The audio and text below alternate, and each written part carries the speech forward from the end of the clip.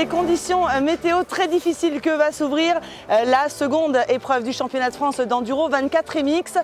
À noter qu'un revenant sera là sur une 125 Fantic. Julien Gauthier a décidé de s'aligner en élite E1. On suivra bien évidemment le double champion de France de la catégorie. On va revenir sur toutes les catégories élites et les juniors pour cette première journée. On commence immédiatement par les juniors 1 et le pilote d'AFI Antoine Alix qui termine 3e, sans doute déçu de ne pas avoir roulé à son meilleur niveau. Il est à 40 secondes du vainqueur ce soir. Deuxième position pour Kilian Lunier qui confirme qu'il est l'un des hommes forts de la catégorie. Il a d'ailleurs remporté les 2 premières spéciales avant de s'incliner face au retour de Nathan Bérère.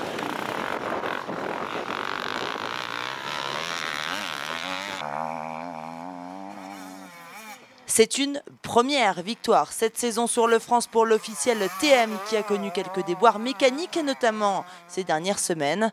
S'il concède les 2 premières spéciales, il remporte les 6 suivantes pour s'imposer avec plus de 37 secondes d'avance.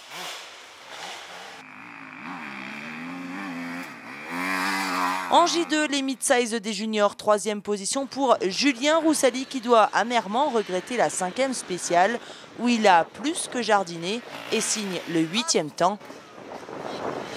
Le pilote de B, spécialiste du Supercross, confirme qu'il a tout à fait sa place au plus haut niveau des juniors en enduro.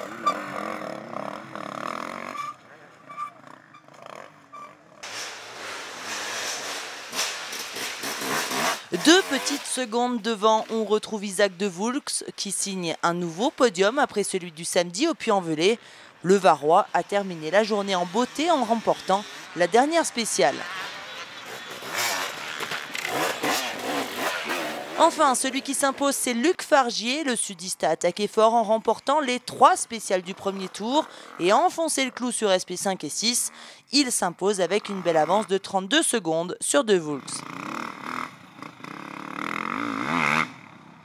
En J3, Thomas Fouché signe un second podium après celui du samedi au Puy-en-Velay, mais termine toutefois à 2 minutes 12 de la gagne.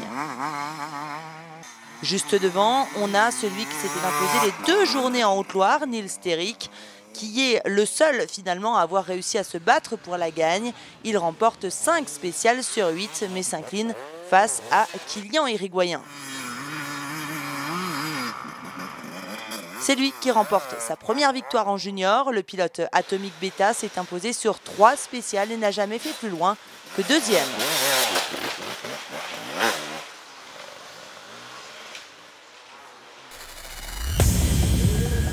On passe aux élites avec les plaques noires et chose promise, chose due. On a donc eu Julien Gauthier sur la course avec une 125 Fantic.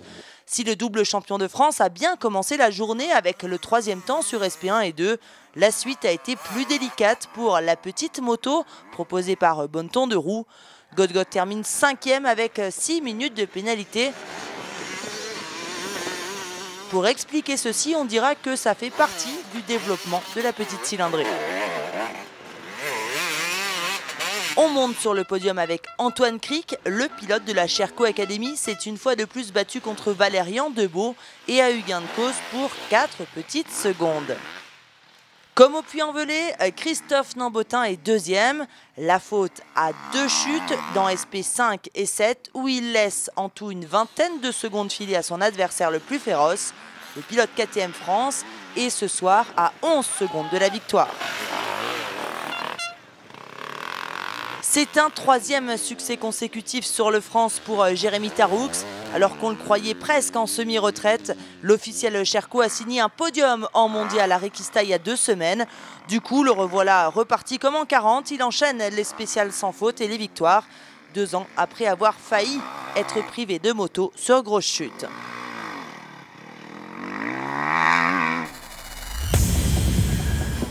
En E2, très grosse bagarre pour le podium avec un Thiel de Clercq en grande forme de bon matin. Il a même remporté SP2.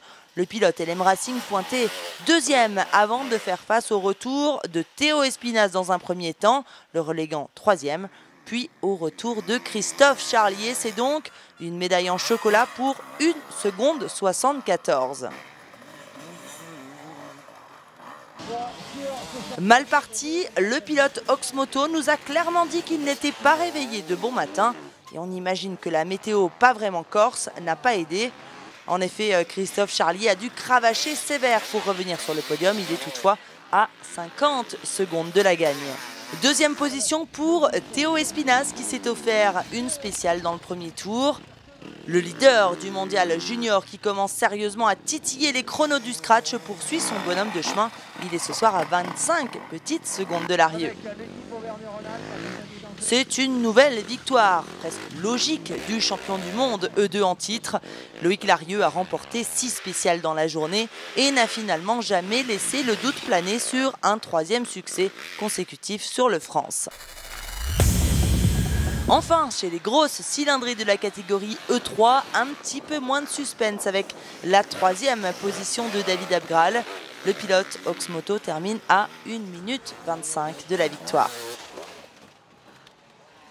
À l'avant, on s'est un peu chahuté en matinée, mais Antoine Basset s'est incliné. C'est pourtant lui, le pilote Atomic Beta, qui pointait en tête en début de journée. Il laisse filer la victoire pour 22 petites secondes. C'est une troisième victoire belge consécutive en championnat de France. Antoine Maguin n'a laissé filer qu'une seule spéciale dans la journée au profit de Basset. Il a ensuite déroulé pour s'installer confortablement maintenant dans le fauteuil de leader du championnat E3. Merci à tous de nous avoir suivis. On se retrouve dès demain pour la seconde journée du championnat de France d'Enduro 24 MX à Saint-Agrève en Ardèche. Bye bye.